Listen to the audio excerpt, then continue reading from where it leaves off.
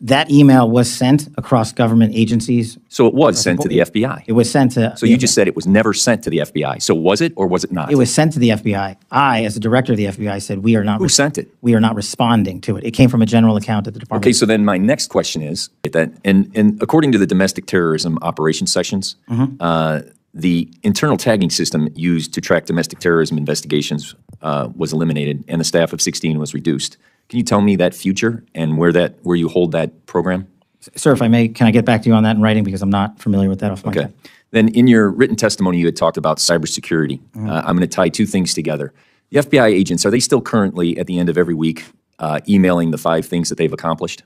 I'm glad you raised that point, sir. We never did that. I stopped the that. FBI agents were never asked to put in their goals in which they accomplished? The reason why I say that is because I had a specific conversation at a retirement party of a chief from an agent who expressed to me that after he had chased a car down 8094 who had stabbed a family member, and he left his home and was able to prevent that individual from killing someone else because it was cross state lines, that he had to go back and then that next day was told he had to fill out his emails of what he accomplished.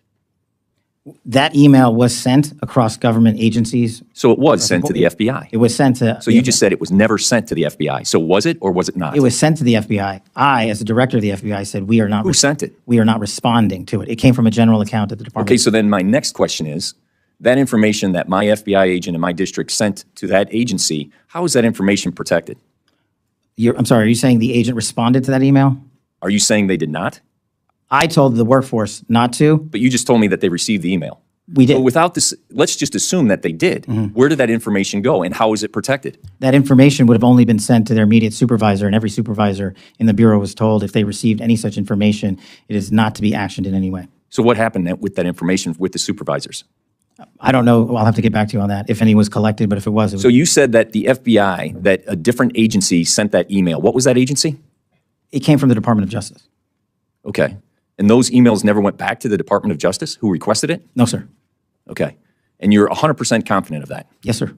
Okay. The information that the supervisors had from those agents, where did that go? That should not have been transmitted anywhere. We got on top of it fast enough where I believe... Because you thought it was wrong? I thought the... Why did you prevent it? Because the operational mandate that we have at the Bureau, in my opinion, prohibited the public disclosure of that information across our media. So to be perfectly clear, the Department of Justice got it wrong. I'm not speaking for the Department of Justice. You are saying that that directive was in complete conflict of what your procedures and processes are. My procedures and processes are under the Department of Justice. I'm saying as a subordinate of the Department of Justice, that's where the email came from. I don't know where it came from on top of them. But your directive was to make sure that the Department of Justice did not get the FBI information. That no one got it. Except the supervisors. Why would they request it if they would never get it? Well, the supervisors were told to stand down. What I'm trying to say is when that email came in, we acted as fast as we could, I think the same day, to say we are not in a position to do that. Everybody hit pause until we figure out what to do. And the end result was we at the FBI are not complying with that request to publicly do so. And we told agents that if you feel the need to express that information to your supervisors, only do so on the classified system. Okay. The information that I received, that personal conversation that I had, that agent didn't seem like he felt the need. He felt it was a directive.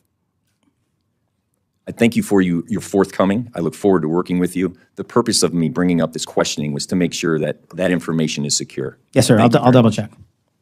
Mr. Moore. I yield back. That was Congressman Frank Mrvan pressing Kash Patel, and you could feel the temperature rise with every question.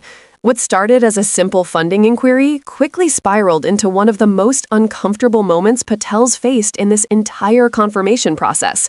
Because what Mrvan exposed here goes far beyond bureaucratic confusion. It strikes at the heart of government integrity and data security. A mysterious email reportedly sent to FBI agents asking them to list their weekly accomplishments. Now, on the surface, that might sound like an internal performance report, but when you think about it in context, these are federal agents working on live cases, many classified, some involving national security and domestic terrorism operations. So Mrvan's question, who sent it, isn't just about accountability, it's about control. Who's directing federal agents to disclose sensitive information through unsecured channels, and why? Patel initially denies it even happened. He insists the FBI never required agents to file such reports. But Mrvan doesn't let go. He cites first-hand accounts from his own district, where agents said they were told to send those updates. And then the story shifts. Patel admits the email did exist, it was sent to the FBI, but claims it came from a general account at the Department of Justice. That's where everything changes. Because if the DOJ sent that directive and the FBI resisted, that suggests serious internal conflict inside the very agencies meant to be working together to protect Americans. Patel's response, that he personally told the workforce to stand down, raises even more questions. Did he have the authority to override DOJ directives? Was he protecting classified information or covering up a larger miscommunication within his department? The fact that he couldn't even confirm where that information ended up or how it was secured is deeply troubling. When he says, "I'll have to get back to you on that," that's not a bureaucratic formality. That's the sound of someone caught off guard, unsure how much of the story is already known. Mrvan's calm persistence here was strategic. He wasn't shouting. He didn't need to. He let Patel talk himself into a corner. And when he finally asked, "So, to be perfectly clear, the Department of Justice got it wrong?" Patel froze, because there's no safe answer to that question. Either he admits his boss, the DOJ, made a mistake, or he admits the FBI defied an order. Both options make him look bad. What we're watching isn't just a tense hearing. It's a rare glimpse inside the federal machinery, where confusion, politics, and hierarchy collide. These are the kinds of exchanges that reveal how fragile oversight can be when internal accountability breaks down. And here's the thing, these hearings matter. When Congress asks who sent it, it's not a rhetorical question. It's a demand for transparency.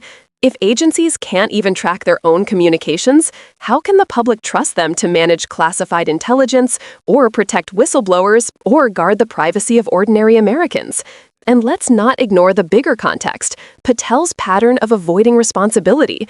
Whether it's downplaying security failures or refusing to commit to oversight reforms, his testimony often reads like damage control, not leadership.